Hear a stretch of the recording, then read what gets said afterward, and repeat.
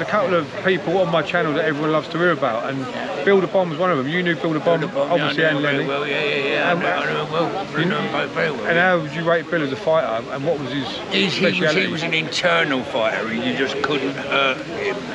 Go on, don't feel embarrassed. So back again with Kev Lane, my old mate Kev. How you doing, Kev? My old mate, look what he done to my teeth. Look, hey, it's bloody left hooks. We were just talking then about how we've changed as we've grown up, and like you were saying, Darren, weren't you? 100%, yeah. Like someone paid me a compliment the other day, and they said, Darren, 10 years ago, I wouldn't even sit there and have a drink with you because I was that, frightened of you, so to speak. Yeah. Now it's a pleasure to sit down and have a drink with you. And I thought, it's somewhat of like a backhanded compliment, but however, it is a compliment. So I can't imagine you being like that from meeting you. Yeah.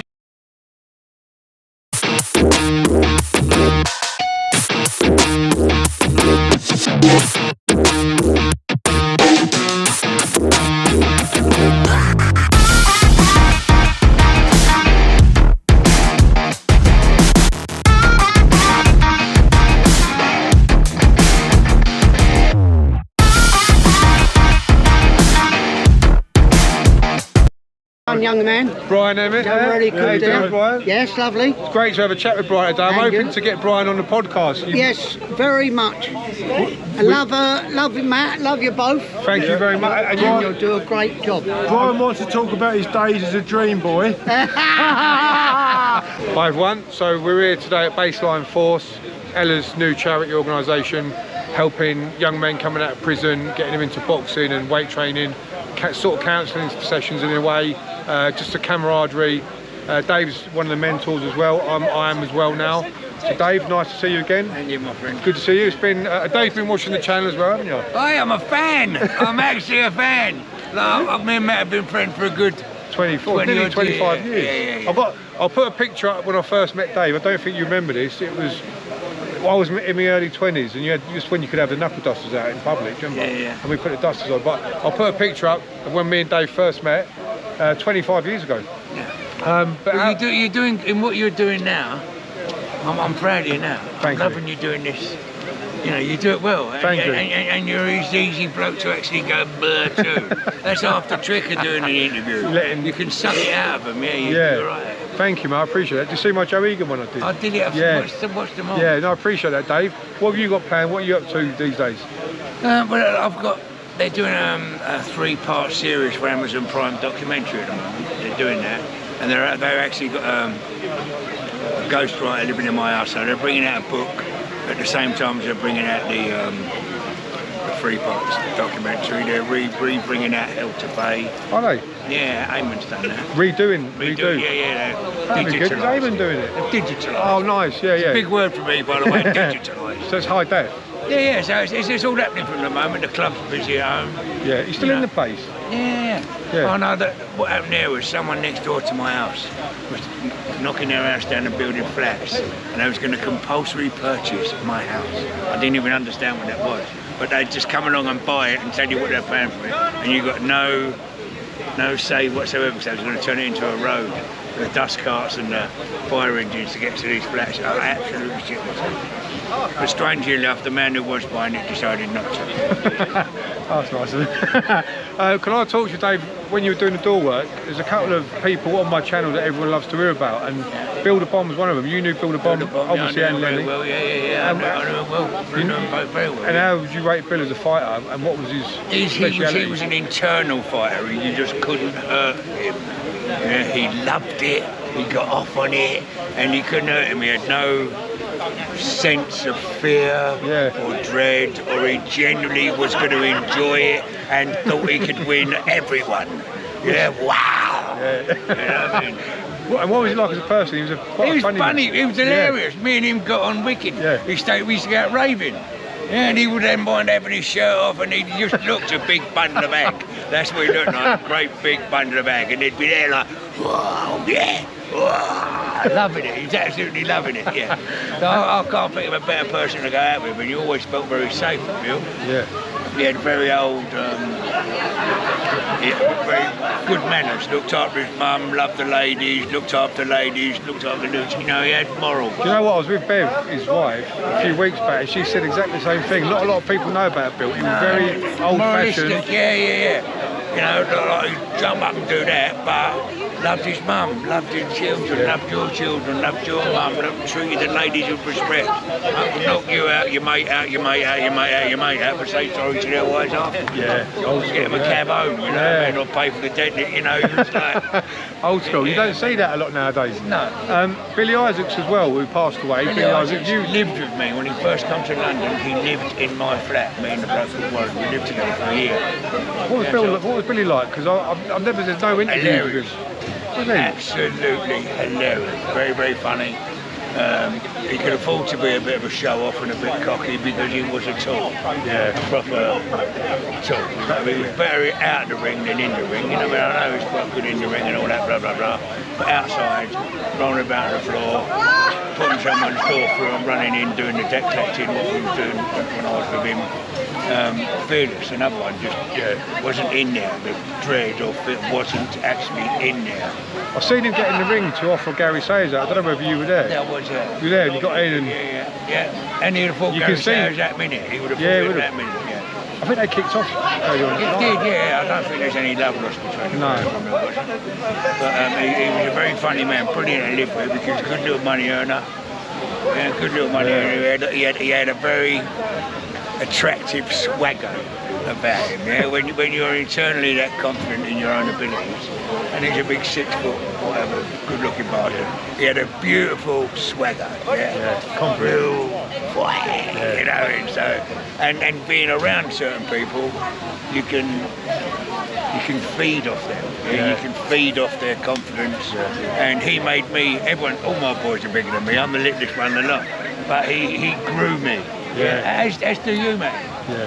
In our younger days. Having you beside me made me a little bit more swaggery. Right? But Billy Isaacs was someone that you genuinely felt an awful lot safer when he was around and he was on your side. Well, can I also just mention before we go, do you remember the trip to Amsterdam we had about 15 years ago? Because what I'm doing at the minute, Katie, who's holding the camera, she's doing magic mushroom therapy, which is, I don't know if you've heard about it. It obviously treats depression, anxiety and various other ailments. But do you remember I did the mushrooms that day in Amsterdam and I freaked out on coke? Of course I do. Mark Fish had to come and cuddle me on a Can I tell you a little fact about magic mushrooms? Go on. The purest form of hallucinogenic drug is reindeer piss. And that is because their natural food is magic mushrooms. Right? They eat through it's not a joke. They eat through the snow and they eat magic mushrooms all day, all night. That's all they do. So if you could get, this is from Howard Marks taught me this, if you could get one to actually piss into a glass, that would be the most hallucinogenic LSD-ish liquid you can get. That is the God's honest I never knew that. It's reindeer. Reindeer urine is the most LSD purest form of... Wow. Right, trying to get one to wee into a glass is fucking hard. You don't get many reindeers in Plumstead where I live. I will never forget that trip though, because I remember, I think it might have been me or someone that knocked on your door on the ferry and you came out with a swimming cap on and nothing else. That's right, listen, I didn't want to come back from the customs because I thought they're going to stop me, they always stop me. So me and my missus had a handful of them. And I put a swimming cap on, black swimming cap. Right? And you turn into like a sex monster. If I can ever act like that again, that's most probably my best performance. And we was it was all the boats going like that. And I was banging away for about 4 or 5 hours, I suppose, solidly. And when I was sweating, it all filled up the hat, and it weren't running out the sides of the hat. It was like a big up here full of sweat. Eyes are big, and then coming knocking on the door. So I opened the door with nothing on apart from an hard on, and this big long hat full of water. You had to be there. It hasn't come out as funny as it was. That was brilliant. It was funny, Well, Dave, great to see you again, mate. Thank you for the interview. What good cause this is today. Yeah, it's a brilliant cause. You know, the quality, I've said it before, the quality of people in there prepared to help. Yeah, we've got genuine. No one's getting paid for this. No one's doing it for any glory or nothing like that. They genuinely have lived that life and they're trying to go to someone. in whatever way they can. We've got Dave's here, I'm here, Kev Lane's in there as well. Many of you know Yeah, Kev Lane. Kev Lane, man. Michael and Brian Emmett, you've got Darren Hendry over there. Massive amount of support for Ella, and it's a really Baseline Force it's called, and I'll put all the links up Get there. involved in that, people. Yeah. Have a little look at it, get involved in it. Nice one, Dave, thank you, mate. Thank you, mate. Nice one. Thank you. I'll never forget. That's me alcohol. Okay, so I'm going to invite in. Hello. How are you? Good to see you. So, there's two more mentors of mine, great friends, Matt. So we've got Matt Legg, who is an ex-pro boxer, and also Kevin Lane, who was wrongly convicted of a crime and went away for 20 years. Can you even imagine being put away for something you did not do? And look, still here smiling. What an, I mean, yeah.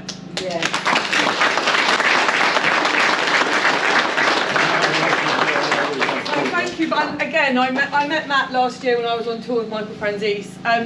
Matt, your story it's very moving, and I hear this story so much from a lot of men who I've spoken to when I've been out on tour with some of my clients, and also Sean Atwood is very aware of these stories of a life of crime that these guys have had, and now they've come through, and they're, you know, Matt is testament to the boxing, to the fitness, how it's changed his mind. Matt, when you were involved in crime, was that literally just your life? It was my whole life. I mean, I went to prison at the age of 18, and I actually started boxing in prison.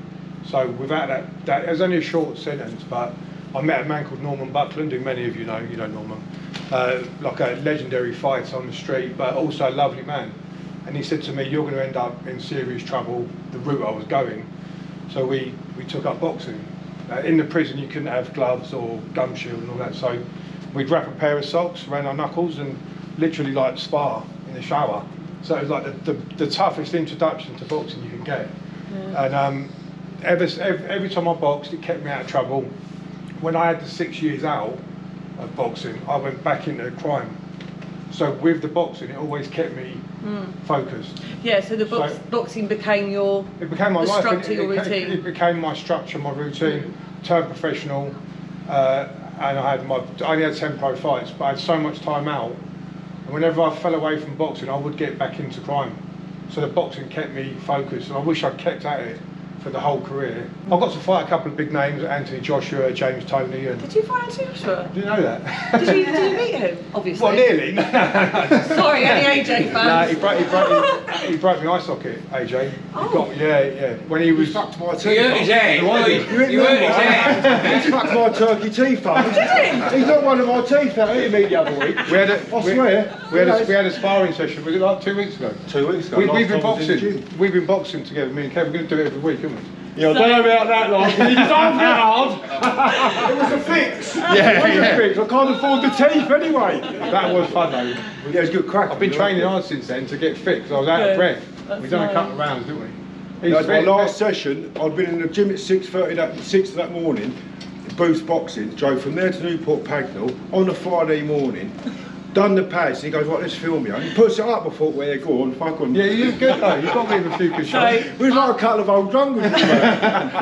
So Kev's story is Kevin's officer is here, Phil's here. Phil Proud was one of the prison officers whilst Kevin was wrongly committed. I'll keep saying it. Committed, not an asylum, not convicted. You're convicted, yeah. Sorry. Same. I tried to. But yeah, 20 years you went away for. 20 years? Yeah, I served 20 years for a crime I didn't commit. It was fitted up by Ben Copper and a couple of grasses in the case, which is well evident out there now. And it's not me saying, it's in the public domain. So I got locked up, and I was in the belly of the beast, so it's a prison within a prison. It's quite secure, very stressful, but you have to find strength from there, don't you, when you're in them places? So like most people, go to the gym. Mine was, well, I won't have a telly, this will be the hardest fight I've ever had, so I put my stress strains into fighting them legally and then training in the gym. So I had structure. But when I got released from prison, they gave me 46 quid to search you go. 46 quid after 20 years. No support like this, no support at all. And they says to me, you're not going to sleep on the floor, Kevin. He said, you've got the wherewithal to go forward and get your own place, which I did. But after 20 years, I've got nothing. So having this here is a great support to be able to come home, train. They've got structure then. If someone hasn't got structure, like Matt says, you go off on a dodgy old road, and that's not so good.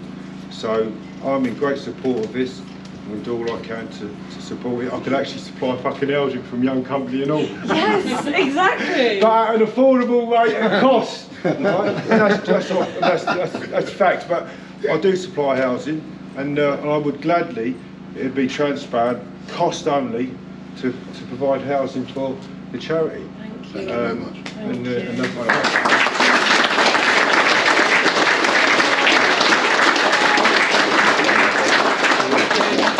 Right, my last one is coming into the ring. I haven't told him he's coming. Sean. So, when I met Sean, and I was introducing Sean when we were out on tour, I said to Sean, how do I mean, I'm not going to lie, I didn't really know who Sean was, because I'm not involved in the criminal world, so I didn't know who Sean was. So I said to Sean, how do I, and Wesley, Wezza, all type Wezzers here, we were on tour, and I said, well, how do I introduce you, Sean? And he was like, oh, YouTuber, and I was on Banged Up Abroad. Oh, okay.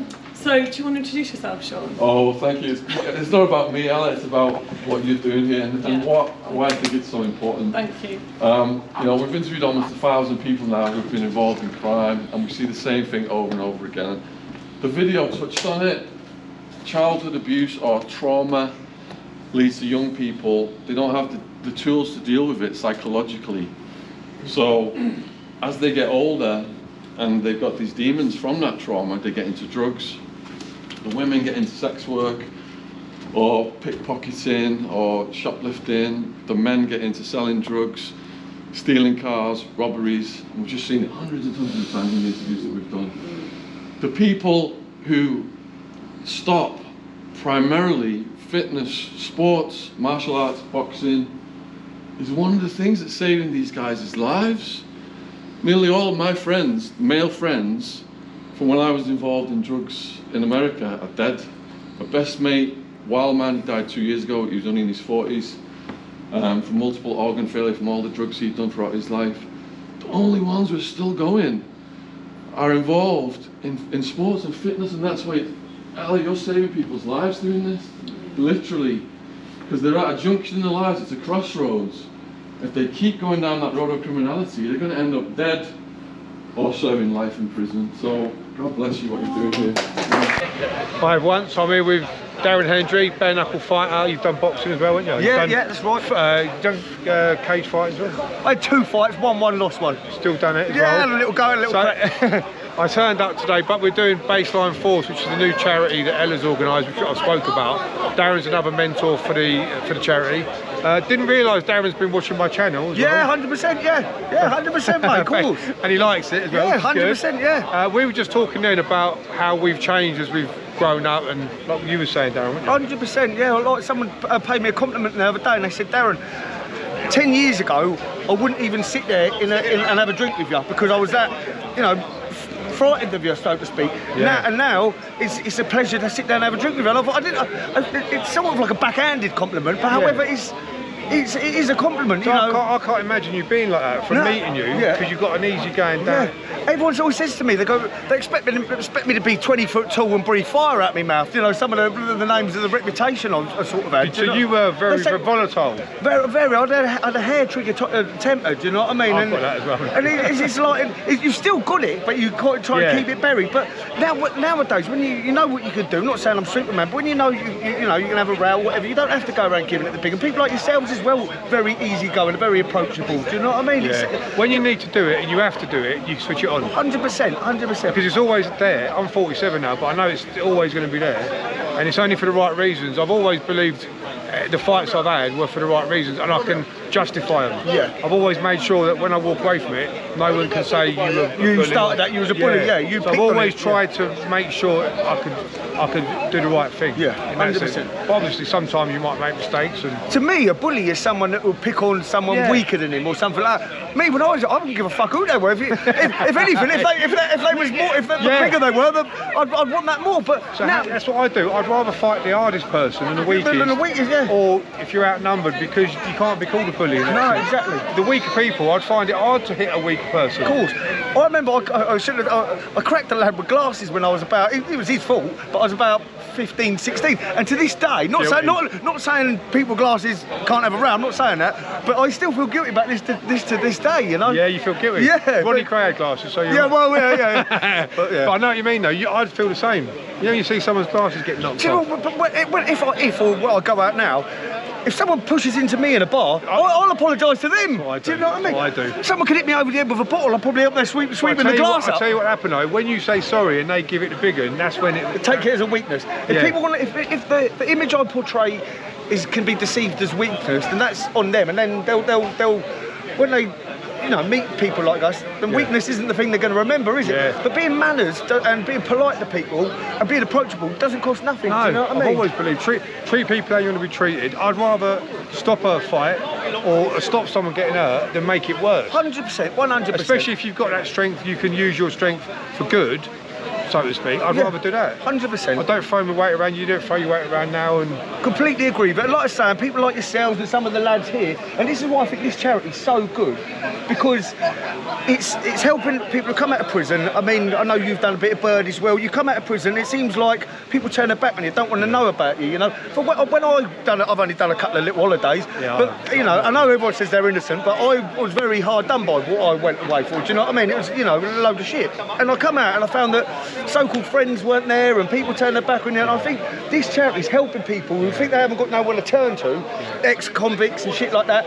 And, some little 19, 20-year-old, 18-year-old kids not going to want to listen to some university graduate who's never lived in the streets, never been about it, or they're going to meet someone like yourselves, like us, boxers, ex-criminals and stuff. people who've I know lived I'd rather listen to. If I had someone that age saying, stay in the gyms, don't do that, it's a mugs game, shit like that, but, it's easy you can't put a wise head on young shoulders, can you, if only we knew now, back then, what we know now. But well done for joining in with it, mate. We're all going to be mentors for it, and I think you're going to be a great addition to it all, mate. Thank you, mate, thank you. And thank you for the interview, Darren. All No the best. problem. Thank you. Before you go, though, what you got planned for the fighting? So I've been signed a contract with the Bare Knuckle Fighting Championship, the BKFC. And I'm just waiting on them. Obviously, I won my last fight 3rd of March, and that was at Crystal Palace, which for me, even though I'm not a Londoner, coming from like Aldershot, Crystal Palace is only 20. Londoner, you said? No. It's only like 28 miles away. So it was like a local show, because the ones before that were like in Newcastle, Sheffield, Blackpool, and so on. So to have it in Crystal Palace, I had such a good support there. It gave me a big spurring on, but. I keep saying this after every fight. I say I'm gonna enjoy the Saturday night, but I'm gonna be back in the gym on a Monday. Like a proper athlete, but I don't. I just go. I end up just eating the takeaways for a week. But that's the habit. I'm the same. You've got to reward yourself, but after that reward, then get back. That's what I need to do. That's what I need to do. One treat day or weekend. But hopefully, Matty, I was speaking to the promoters. Hopefully, June, July, September, whatever. I've got to. But as of Monday, I say this every weekend. As of Monday, I'm Mr. Healthy. I promise. Go on, mate. God bless. God bless. Take care. Thank you. Hi everyone. So I'm here with Ella, whose Baseline Force is your creation. Yes. Your baby. So do you want to let everyone know what's going on with it? And Yeah, thanks, Matt. Baseline Force is a charity for young men in the Hampshire and Surrey areas, young men who might find themselves in a vulnerable position, and when I say that, I mean anything from they're involved with drugs, as in taking or distributing, and there's a lot of county lines that come through here, and also on a criminal one, on if they're using knives, gun crime, anything like that, or even they come from a broken home and they just need some help, and our charity is here to support them.